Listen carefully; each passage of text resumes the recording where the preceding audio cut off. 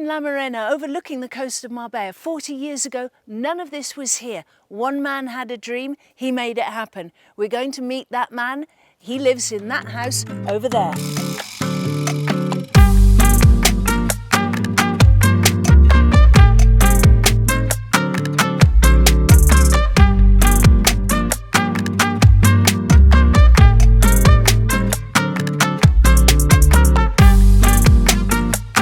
Gabriel Massoud, it's a wonderful experience to be sitting here on the top of La Mairena in your home. I always refer to you as the king of the castle because you literally have got the most incredible house on the most beautiful mountain, which I'm very lucky to be able to call home. I live on this mountain and it's very much in my heart. So thank you so much for joining us today to tell us about the history of it. And I'd like to start by asking you how you came to be in Spain.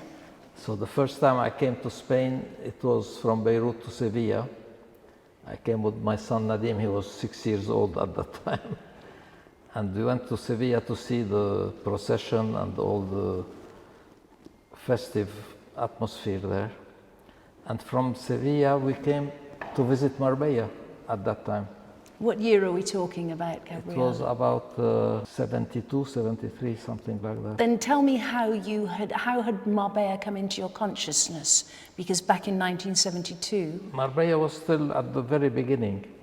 So we came here and we visited Marbella, and the Don Carlos at that time was the Hilton Hotel. And I was impressed because it was very similar to Beirut, Marbella. And we came back to Lebanon, and then after a few years we got the civil war in Lebanon, unfortunately. And I moved to France,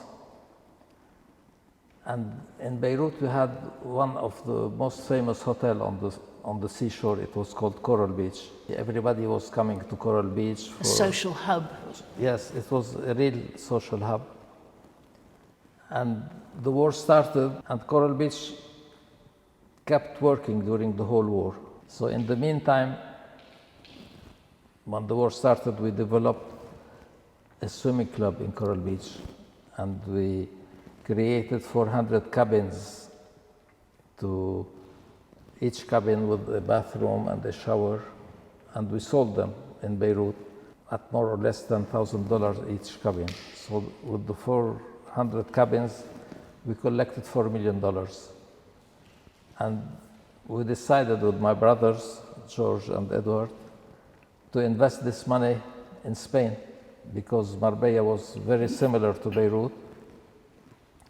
So we came here and we bought the plot of Coral Beach, 40,000 square meters. Describe what you found when you came in that year, what the coast was like there. You see the road of the national road here, the 340 was only 2 lanes. Yes. There were no highways. Yeah. It was very difficult to move. Always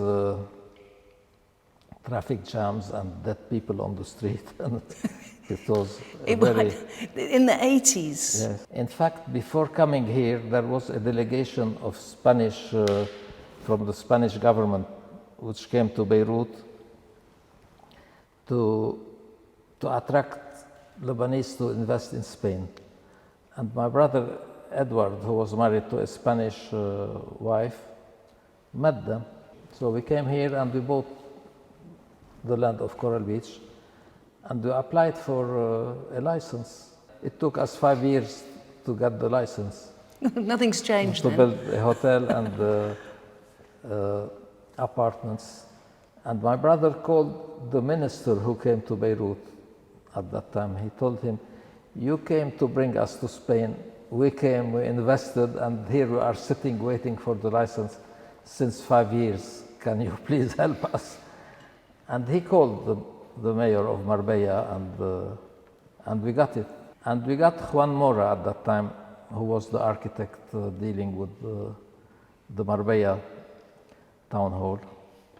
And we built the Coral Beach, and it was a very successful operation. And you were living at that point in the Golden Mile? Yes, I lived in the Coral Beach. I had a penthouse. Was it called the Golden Mile at that point? or was that a name that came later? Well, it came later. In fact, we were the first operators to start building the first on the developers coast. there. You see, after the Puente Romano, we had Coral Beach, and then the area exploded. And So at that point, you had Marbella Club, Puente Romano, the port of Banús, which Yes. Marcos Sainz and Porto your Banús, Dishwakid had designed. the casino at Porto Banús. The casino. Yes. The Las Brisas golf course, that existed. Well, the golf courses were there, Yeah. all of them. And very little else. So you really were the first developer to actually build a beachside development of specifically for Well, that. the Coral Beach was the first operation, big operation on the beach. How did you come to find this area on the east side of Marbella? Because back So, then, the 87, I sold the insurance company I had in France. We bought it and I managed it from 79 till 87. So we bought it at that time for 45 million French francs. And we sold it in 87 for 214 million. So it was a fantastic operation. a tidy profit. So I had a big share in this company. So I took the profit and moved straight forward to Marbella because we had already the Coral Beach and the experience. But you hadn't committed at that point to living here full time. Yes, and then I met Juan Moro, the architect, and I told him I want to invest all the money I made in France here in Spain. What you advised me to buy. So I was visiting plenty of properties in Istan, and one day he brought me to La Mairena. At that time it was Elviria. He brought me to the top of the hill here, which is next door. So the road coming up La Mairena was a Yes, small... next to the German college. Yes. The hill above the German college. And we went together and I saw this huge area, completely green and virgin. It's like it was like a jungle, completely green and nobody in it. There were only owls during the night and The wild boar. foxes. Yeah. It was very wild. Yeah. So we saw the hill and then we went to the river, The river at the back. the river of Ochen down the road. Yes. And I was in a state of shock. It was so nice that I told him, I'll buy it. How much do they want? He introduced me to Salvador Guerrero. And Salvador Guerrero was owned virtually this whole area at that point, including Salvador Marbella. owned from the beach Yeah. to the river of Ochen. Yeah. 16 million square meters. He and his family. Yes. Yeah. He wasn't developing himself. He was selling big chunks of land Yes, to several promoters. Yes. So I met Salvador and I told him, I'll buy you 2 million square meter here because it was the budget I had in mind. And I showed him from the hill what I wanted. And we agreed on a price and I bought it. It was very quick. In 1 week we made the deal. But surely back then you must have been thinking, how am I going to logistically make this happen because of the planning? Were you at that point speaking Spanish? Were you able to actually... Well, I was You were learning? Speaking Spanish. I learned it through the bills I was paying. You will learn the financial language of Spain very quickly. So I bought this hill, but I never realized that it was so difficult and complicated. People must have thought you were develop it. crazy, Yes. didn't they? Everybody told me, you are crazy, nobody's going to buy in the mountains, everybody's buying on the beach. So, and when I bought it from Salvador Guerrero, we made a deal to widen the road that comes to La Mairena. It was 6 meters, we made it 9 meters. So we shared the cost together and we did it. But then nevertheless, he must have been thinking, who's this crazy Lebanese man? What does he think he's going to do up here? He must have also found you very courageous to have made that move. You see, it was a risk, but at that time I was loaded with money. I said, it's not a big deal. It will always be worth something. I believe in real estate, you know. Yeah. So I wasn't scared to buy real estate finally, because it's the only safe investment you have in the world. Still And to 2 this million day. square meter, whatever happens, it's Yeah. especially with the location. Yeah. It's the nicest view in Europe. The clouds in front of us are above the mountains of the Reef Mountains in Morocco. And if we move to the right, we have Gibraltar. And just behind Gibraltar, it's the beginning of the Atlantic. That's the Atlantic Ocean. Yes. Then- And the wind we're getting now is coming from the Atlantic. It's not from the Mediterranean. That's why it's a dry wind. The wind of the Mediterranean is more humid than the wind of the Atlantic. And in La Mairena, we are lucky. We have 55% humidity all year long, while on the coast it's 85% humidity. So we go from Gibraltar, we come along the coast, we hit Sierra Bermeja, we Yes. come to La Concha, we're then coming along Ojen to La Mairena, where we Yes. stand here, and then we go over to this side, and behind the house we so see this will have the village of Mijas. the house, You see this white spot. yeah, the pueblo, And then Malaga, yeah, and on top of Malaga, the Sierra Nevada. Sierra Nevada. So from this point, we see Sierra Nevada and Gibraltar, which is a span of 250 kilometers. Amazing. There are very few places in the world when you can see 200 kilometers on one side. Beautiful. It's a unique spot here. Yeah. This location could challenge La Zagaleta in terms of views and proximity. It's so much closer to everything, It's and yet the different. You views see, are so much better. Zagaleta is like a closed, Horseshoe almost, yeah. you see the wind and the humidity are stuck in La Zagaleta. Here you have a flowing wind Yes. from the Atlantic to the other part. So the weather here is unique. Yeah. Here we have 55% humidity in La Mairena. It's like a sanatorium. The best weather worldwide. I have never seen a place. When you come here, you breathe. You see, you have the feeling. All the people who bought from La Mairena, when they come here, they tell me, thanks God we are breathing now. Yeah, yeah. So So tell me, how did you go about your master plan for La Mairena? What were the first steps that you did to start to structure the idea you that see, you had? when I bought the 2 million square meter, 500,000 were dedicated to be urbanized. They were, we could urbanize them. So we had to make a master plan. So it's a 1 to 25 buildability, a 25%. 35%. Yeah. So we did the master plan with Juan Mora, and we submitted it to the local authorities here. It took us 5-6 years to Can I to ask get you at that point then, because what's interesting about where we are now is that we have three localidades. We have Marbella, Ojen and Mijas all Yes. converging into one. So you had to submit So, to... yes, we were on 3 municipalities. Ojen ends like a triangle here in La Mairena. And on one side you have Marbella, and on the other side Mijas. But Ojen is very narrow here. So that's why we had to deal with Marbella, Ojen, and Mijas. And it was the only part buildable, the part of Ojen, because in Marbella it's forestal, we cannot touch it, and in Mijas more or less the same. So we had to concentrate on Ojen land.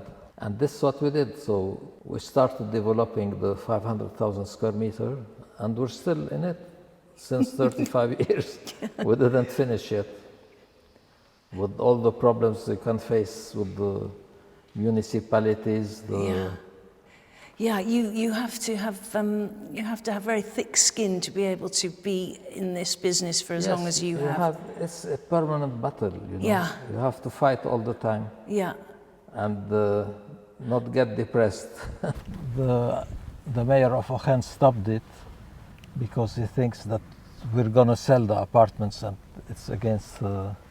But one day Well- it'll get its license, will it? We have the license. He stopped it, and now we sued him. We're waiting for the outcome of the procedure. But unfortunately, it takes years in Spain. You do love a court case, don't you? Another one. Nothing puts Gabriel off. Oh no. We have several cases with him. He ruined most of our projects. Yeah. Otherwise, this would be now operational with Yeah. 120 rooms and 36 small townhouses. It was an important project. We Gosh. stopped it. So your first, or the first development that started to come to fruition was the villa and the apartments Yes. right on the top of the hill there. And you used the local architect Melvin Villarroel for Yes. those. At that time, we changed from Juan Mora to Melvin Villarroel because he was more fashionable at that time. Well, he'd done the Puente Romano He'd amongst done many other Puente things. Romano, and Yeah. he brought a new architecture Yes. to Spain. So we did the first phase of La Mairena with Melvin Villarroel, who was very concentrated on gardening and Landscaping. volumes, landscaping. He has a different vision to architecture. He called it Del Vacío because for the volume. Yeah. You see, I had the same idea like him. I'm claustrophobic myself, so in all the apartments and houses I built in La Mairena, there's a double height of ceiling. You see, when you look here, you never see the ceiling when you are inside. Yes. So that's why you feel much more relaxed. Arquitecto del Vacío, I called it for the volume, not the vacío, it's more volume. So we had a nice experience with Melvin. I'm very friendly with his sons that are also, both of them, very good architects. And very active here. Yes. It is important. Yes, they are maintaining the fame of their father. Yeah, exactly. So we have here on the top of the mountain the development of apartments, the original villa that you built, Yes. which became your home. Yes. What happened after that? Well, after this house, I started developing the phase of La Mairena looking at Fuengirola. We gave a name to each one of them, 3 pueblos, and then Bougainvillas. And then we started selling the plots to other developers. And we started building houses. So we stopped building apartments, and we built around 25 villas. We still have another 16 to build, and then the whole program will be over. The whole problem. The whole problem. Now with the new law, we still have 2 million square meters of land here, because after the purchase of the land of Salvador Guerrero, I bought another 1 million meters in Mijas. I spent 3 years buying everything around La Mairena. And then we had this awful law that was issued in Andalusia. They called it the POT, Plan de Ordenación Territorial de Andalucía. All the land that I had in La Mairena, 2.5 million square meters, converted to green zone. And since then we are struggling to overturn that. It's not But possible. now with the new law that has been issued recently, La Lista, La Lista, yeah. we can build in forestal land 1 house every 50,000 square meters, Yes, and in rustic land 1 house every 25,000 square meters. yeah, So we had a way out yeah, to recover the investment that we did. yeah. But still making it very much more long term. It's a long term. Yeah, It's, which is where we have to mention Nadim at this point, your son Nadim, who is super active Yes, in real it's, estate, in development. a And good inheritance for Nadim and for his kids.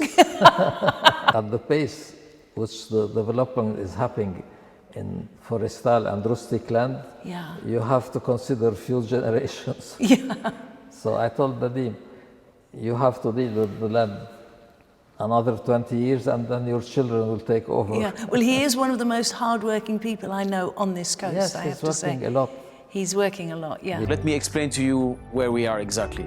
We're 7 minutes from the closest beach of Marbella, and half an hour from Malaga airport. When we had the pandemic 2 years ago, Yes. La Mairena was given, if it needed it, it was given a real boost. It was given a huge new energy from people looking for space and for an environment within which Yes, they could people live. discovered La Mairena. People wanted to be in the open air, away from the crowd, and in a safe area where they will not catch any disease. The whole marketing changed.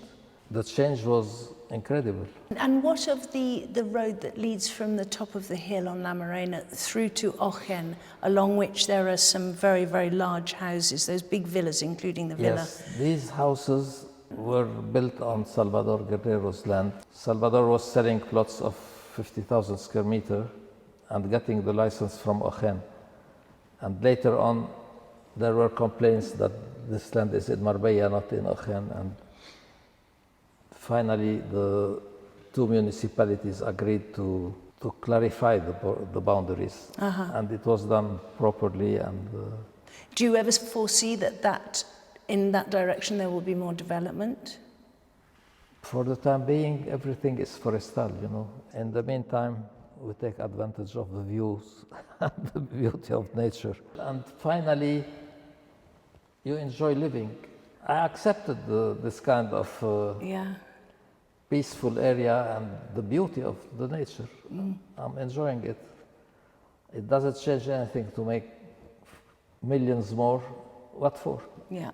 You were a pioneer back then for somebody who came and saw and took that risk and conquered. I mean, what a success story. Well, And to it's know that you live in the place that you fell in love with all Adventure, you those know. years When ago. I bought the insurance company in France, everybody told me, after a few years, you'll be in jail with a bankrupt company. And we were successful. When I bought the land, it was for 200% of the square meter. And now it's selling in Marbella at 1,500 the square meter. Your love, your sort of passion for continuing to look for those special locations which become somewhere that you can create your dream, your energy for that continues. We know that you have the olive farm down in Gauthine. You, even more interestingly, have recently, within the last few years, been putting a lot of work and investigations into a project in Huelva on the Yes. coast near to Portugal. Well, here, since we had plenty of land, 2 million square meter, I planted part of them with mangoes and avocados. And we dug over 12 wells and we made 2 small lakes to irrigate them. Yeah. So it wasn't easy. We had to fight with Medio Ambiente, get licenses. They were reluctant to let us plant it, but finally we did it. And now I bought a land in Huelva, an old copper mine with 5 million square meter, with a lake in the middle. This copper mine belonged to English in the 1890, you know. And at that time, they built a wall of 27 meter height on the river and created this lake. And the previous owner used it for irrigation, but agriculture is not evident. It's a very difficult profession. You see, when I was in Lebanon, the lawyer with whom I was practicing told me there are 3 ways to lose your fortune: the casino, the woman, and agriculture. So I bought it, and just for the lake, because today the whole world is looking for water. And this lake would... How long ago did you buy that? 1 year now. 1 year ago? Yeah. I mean, you really don't give up, do you? You bought Because 5 million square meters. now I was having in mind to develop something around the lake. Yeah. And it happened that I met the same project on the border of France and Belgium. Belgian developer developed something similar. He had a piece of land of 3 million square meters with lakes in the middle and forest. And he developed wooden houses around the lakes, and he created a center where reception, spa, restaurants, and selling small houses of 60 to 200 square meters, going back to nature. And as soon as he opened the new project, he sold 90 houses in 3 months. It was incredible. The success was tremendous. So my idea is to do the same here, create a hub kind of. It's an interesting connection there, though. When we know how Andalusia, how popular that has been, we also know what's happened with Portugal over the last 5-10 years, and so in between you've got the area of Huelva. It's a I would say quite an intelligent move to be making into that region. Portugal started to develop later than Spain. Yeah. Here we are much advanced than Portugal. That's why in Portugal you have plenty of land on the seashore, still virgin. Here everything is developed already. I think defence of the Algarve, I think the authorities were much less willing to give out permits for development close to the beach, whereas here it seemed that there was very little restriction. Well, now the restrictions are the same, 200 meters away from the shore. I prefer Spain, to tell you frankly. Portugal is a small country. Spain, you have 360 million people speaking Spanish in the world. Yes. So Spain has more future than Portugal. Yeah. And the example of Brazil is not fantastic. On that note, Gabriel Massoud, it's been wonderful speaking with you. Thank you so much for allowing us this time today in your home up here on La Mairena. So it's my pleasure. Thank you. Gabriel, thank you for such a wonderful day today and for making us so very welcome and for feeding us such beautiful food. You're welcome. Thank you very much. Take care. Do it again. See you soon. Bye-bye.